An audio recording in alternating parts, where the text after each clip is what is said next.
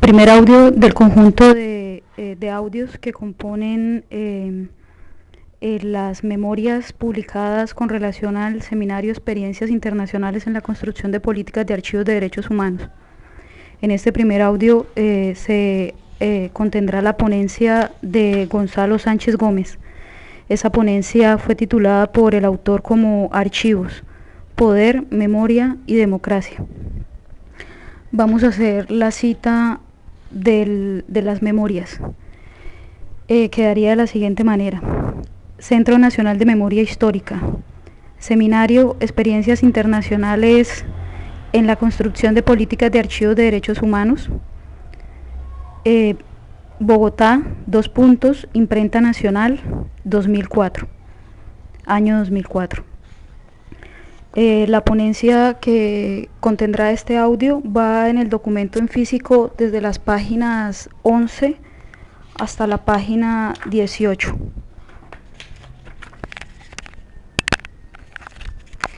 No está de más decir que se está hablando de la primera edición. La primera edición es de enero de 2014. El número total de páginas de las memorias del seminario es de 120 páginas. Las memorias del seminario hacen parte de la colección Diálogos de la Memoria, y el seminario fue llevado a cabo, pues como ya se dijo, en la ciudad de Bogotá, de entre los días, el día 5 de junio del año 2012.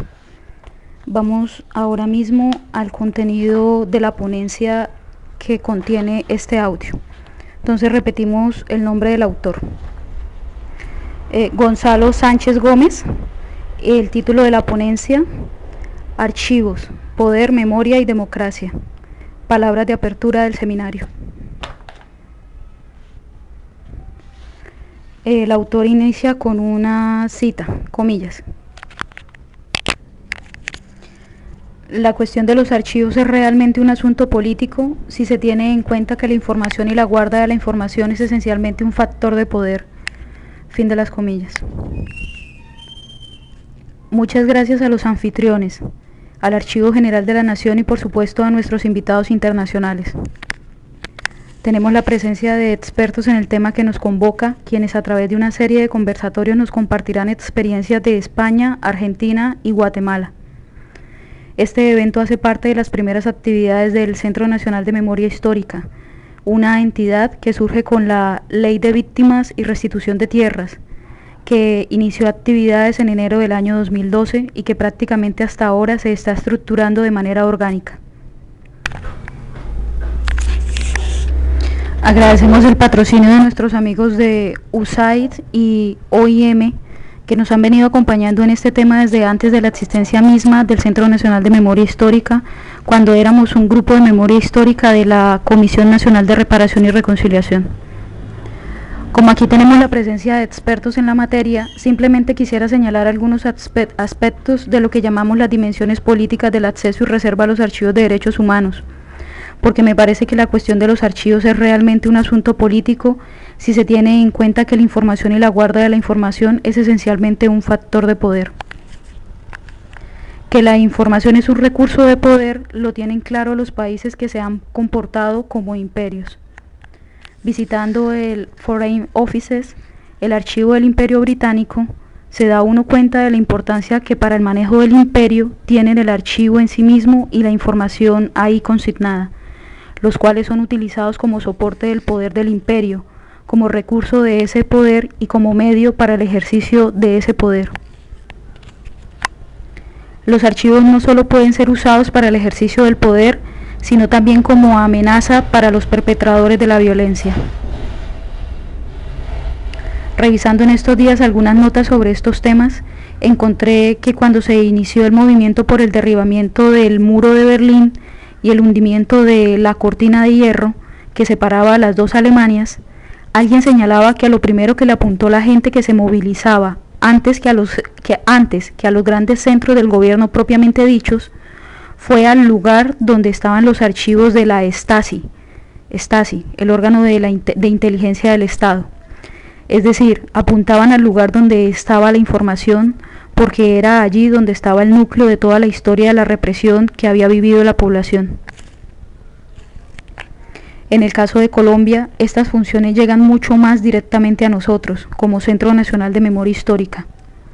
Una de las cosas que más me impresionó buscando archivos desde hace muchos años fue haberme encontrado con una resolución del Ministerio de Gobierno de ese momento que decía, comillas, declárese archivo muerto a los archivos entre 1948 a 1958, fin de las comillas. Es decir, declarar archivo muerto el archivo de la violencia, nada más y nada menos. No sé cómo se ejecutó el mandato de esa resolución, pero valdría la pena averiguar cómo fue ese proceso, qué nos puede revelar la información en un determinado momento. Pero también los archivos son esenciales para la sobrevivencia de las mismas comunidades. Otra cosa que me llamó muchísimo la atención estudiando los temas agrarios de los años 30 y 40 del siglo XX fue la continuación de la violencia hasta los años 60 para las comunidades indígenas, para quienes la violencia no ha cesado desde la conquista. Me llamó la atención ver cómo el gran líder indígena del siglo XX en Colombia, Manuel Quintín Lame, andaba por el sur del Tolima con los archivos que registraban la propiedad de sus resguardos. Y durante todo el periodo de la violencia los tuvo guardados bajo tierra. Esto nos demuestra la desconfianza que Quintín Lame le tenía a la administración pública como guardiana de esa memoria, de la propiedad y de la cultura, porque como sabemos, los vínculos de propiedad y cultura son esenciales en las comunidades indígenas. Estas son experiencias que nos van demostrando qué tan importante puede ser mantener y conservar un registro, y la importancia política que para los estados, las comunidades y las personas adquiere un registro. Los archivos nos documentan eventos de retención, pero también derechos. De eso las comunidades indígenas saben muy bien, a veces más que nosotros, como funcionarios, la importancia de esos documentos. En una situación de conflicto como la que vivimos, a veces más que el tema mismo de preservar los materiales, la incidencia política es de proteger esos materiales. Y obviamente para las comunidades también el archivo y estos materiales que documentan la historia de las experiencias propias tienen que ver no solo con el registro de la experiencia, sino con la seguridad de las personas. Tiene que ver muchas veces con la seguridad de la zona en donde están depositados esos archivos. Tiene que ver con la vida misma de las organizaciones sociales depositarias de esa información. Retomando una idea de Perrin Canavagio, quisiera subrayar este triple concepto que nos concierne a muchos de nosotros sobre los archivos.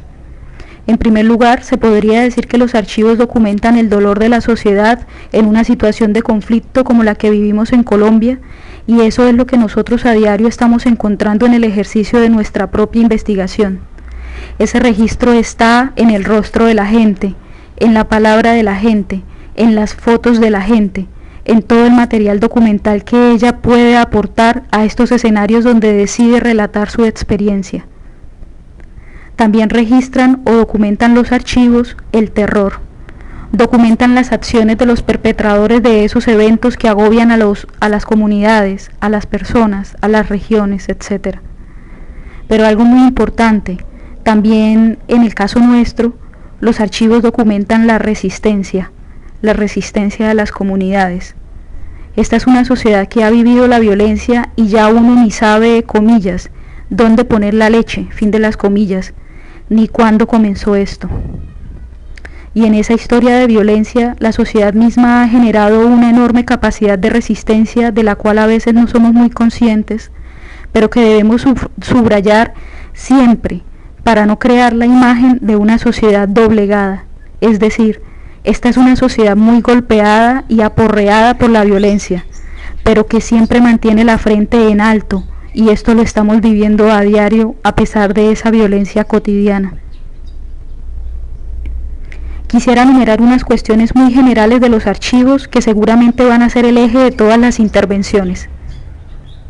Primero, los archivos son un soporte fundamental para el ejercicio de la investigación y un soporte para la verdad. Y eso es importante para la sociedad en su conjunto, pero también para las comunidades y las víctimas. En segundo lugar, los archivos son un soporte fundamental para el ejercicio de la justicia, es decir, son un documento que puede servir para entablar una acción de reparación, para poder atribuir una responsabilidad particular a alguien en la acción penal o en la acción de memoria histórica, cuando la acción penal no da respuesta a los compromisos institucionales que tiene, o también para la restitución de derechos. Piensen ustedes lo que significa ese hecho, como el caso de los indígenas, tener la titularidad de la tierra de la cual han sido despojados. Entonces es muy importante también el soporte de la verdad, el soporte de la justicia y el soporte de la reparación. En tercer lugar, algo que me parece muy significativo: los archivos que se convierten en soporte de la movilización social y soporte de la continuidad de la acción acumulada de la lucha por la verdad y la memoria. Me llamó siempre la atención cómo, después de nuestro informe sobre la masacre de Trujillo, una de las primeras reivindicaciones y apoyos que la comunidad reclamó con posterioridad a todas las acciones que se generaron en torno a la visibilidad que hubo de la masacre, fue la construcción del Centro de Documentación. Ellos tienen allá un parque monumento grande, que ojalá nuestros invitados extranjeros puedan conocer en algún momento, el cual resulta impresionante como experiencia, como registro de memoria, como memoria de este país, de una de las masacres más horrendas que he visto. Me llamó mucho la atención que el primer reclamo, después del efecto de ese informe, fue la creación de un centro de documentación, fue la búsqueda de que la comunidad fuera protegida por la comunidad histórica. Y si nos vamos mucho más atrás, me viene a la memoria un personaje de comienzos del siglo XX, el líder sindical Raúl Eduardo Maecha, uno de los grandes líderes sociales que defendía a los obreros de las petroleras y que andaba por todo el país. Se decía que andaba por todo el país con una imprenta viajera. Llevaba una maquinita de escribir y una cajita de documentos. Esa era su herramienta de lucha. Con esa herramienta de lucha transitaba por todo el país. Maecha fue calificado como la imprenta viajera del movimiento sindical en Colombia. Finalmente quisiera subrayar como otro elemento fundamental de esta tarea en la construcción de los archivos, la importancia del archivo como recurso pedagógico. Al fin y al cabo, de lo que se trata es del registro de estos contextos del conflicto, de lo que no puede volver a repetirse, y es importante que la sociedad lo vea, que lo encuentre, que lo pueda documentar en algún lugar. En suma, estos temas de los archivos conciernen al ejercicio de los derechos como individuo, de las comunidades organizadas, de las comunidades de derechos humanos. Nos concierne a todos. Quería desarrollar esta idea para que no perdamos de vista, ante miradas mucho más especializadas, que estamos enfrentando un tema de altísima señalización política. Finalmente, en este país y en este momento, el tema de la memoria es el tema de la democracia y de lo que queremos proyectar como sociedad. Estando en la página 18, se da el fin de la ponencia de Gonzalo Sánchez Gómez y se da el fin de este audio sobre la primera ponencia del seminario Experiencias Internacionales en Políticas Públicas de Archivos de Derechos Humanos. Gracias.